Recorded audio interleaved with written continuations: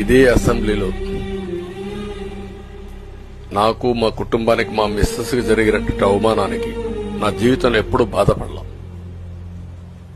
నా మీద బాంబులతో దాడి చేసినప్పుడు కూడా వీరోచితంగా ఎదుర్కొన్నా.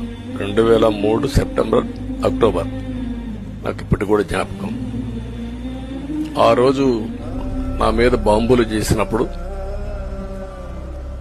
చాలా ఒక పానిక్ రియాక్షన్ లో కూడా నేను భయపడలేదు.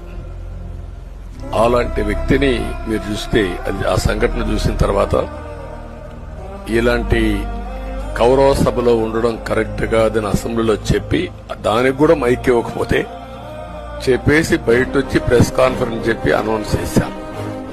మళ్లీ క్షేత్రస్థాయిలో గెలిచి అసెంబ్లీని గౌరవ సభ చేసి అసెంబ్లీకి ఎంటర్ అవుతాను.